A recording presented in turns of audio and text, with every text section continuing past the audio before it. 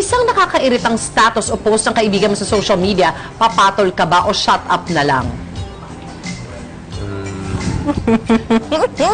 Marami akong ganyan eh. Kasi kung alam mo nagpapapansin, papatulan mo pa ba?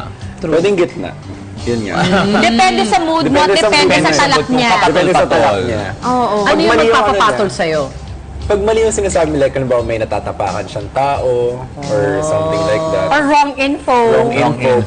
Pwede mong sabihin in a nice way, syempre, di ba? Oo. Tapos sasagutin ka niya, ano pakialam mo, wall ko to. Oh my Ganun, gosh, diba? meron niya.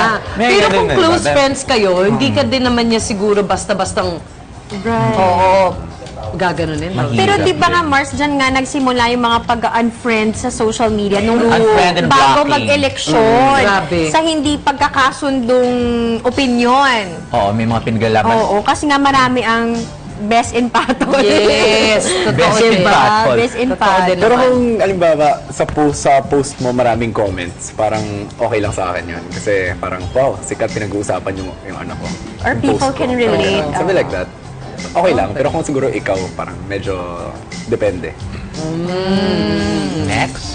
Okay, next. Kapag hindi ka sang-ayon sa boss o superior mo, speak up or shut up.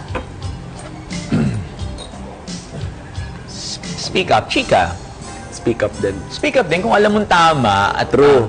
kaya mo ipaglaban lang sa dulo, bakit hindi? True. Diba? Tama yan. Kaya tayo may tinatawag na human rights. Human rights at Taray. the same time. Kasi sabi, alam mo yung pinapaliwanag sa'yo ng boss mo na, pinapaliwanag niya sa'yo ng mali, tulad ng pinapapaniwala ka niya na mainit yung ice cream, hindi naman. Oo hindi nga, naman tama tama. Alam mo yung gano'n. Freedom of speech. Freedom of speech. Right. Nasa ano naman yun eh, paraan ng Paraan. pagsasalita. Paraan ng pananalita. Diba? Hindi naman porket nag-speak up ka, ng bastos ka. It's just conveying what you think or how you feel about certain things. Tsaka, di ba, meron tayong kasabihan na a good leader is also a good follower. So, syempre, kailangan pakinggan mo rin yung mga nasa baba sa'yo. Di ba? Kasi marami ka Kailangan naman kuwang speak up ano, tayo. no? Tama. Impormasyon. Yes. Okay. Kapag may kaibigan ka paulit-ulit at pilit sa kanyang opinion, speak up o shut up. Parang silang Paulit-ulit, plaka. tapos pinipilit niya yung opinion niya. Opinion niya yun eh. Opinion niya na alam mong mali. Pinipilit niya sa'yo. Baka, paano pag... Pero pinapost. pinopost. Ay, hindi, ano lang yan, walang pumapansin. Tignan mo kung may nag-likes ba sa kanya or what? Ilan likers niya o ilang minutes na ba nakakaraan yung pinost niya na yon? May nag-like ba? O, let's say, mga 3 hours na tapos wala pa nagla-like. Kawawa naman. Huli ka na, lalaman. Oo. Tapos mag-ano siya, mag-comment siya dun sa pinost niya para pumanik uli randomly, di ba? I-repost ko Mga mga galing. May mga ganun eh. Shut up ka na lang. Alam mo naman kung saan nanggagaling yun. Tama. Baka naman meron siyang unhappy childhood. Ay, grabe, ang lalim na naman naging ano. Nakarapat dapat nating unawain. Tama, hindi naman lahat tayo, iba't ibang pinanggagalingan. Okay, Yes. sige, choice mo yan. Sabagay, para sa akin, ay wala namang siguro, I guess, you base your opinion Ano? depending sa kung anong impormasyon ang meron ka. So baka may wrong information, kaya siya naka-form ng ganong opinion. Right. Ito naman, kapag may napansin kang bagay na kaiintriga tungkol sa kakilala mo, speak up or shut up ka na lang. Ay,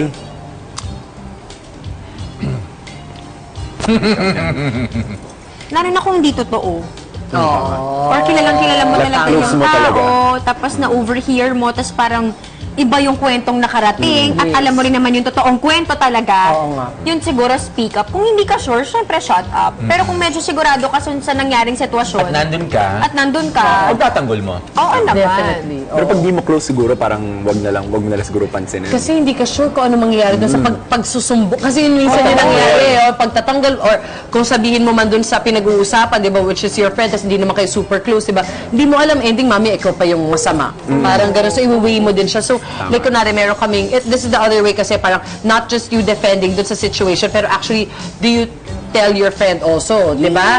So, minsan meron akong group sa friends na kunwari, yun yung usapan namin. Kunwari, uy, pag nakita mo yung jowa ko na may kasama, speak up ka na dyan, ha? Kasi may iba, mag-uwi sila kasi parang, hindi ako sure, baka mag-away, magkabati, ako pa yung ma-out, di ba? Or magkahiwalay, makasira pa ako. Correct, oo. So, depende Sa rin. pag-uusap, sa Yes. kasunduan, Mars. Yes, Tama. true. Or it Yes. depends also on how you would want to protect your friend. Kung ganun ba siya kahalaga sa'yo, hindi ka naman papayag na sinisiraan siya ng iba, tas walang katotohanan. Tama. Yes, oo. Pero kung kaya ko nandun ka rin lang, kaya mong pagtanggol mo. Pagtanggol mo. Hoping that that person will do the same for you.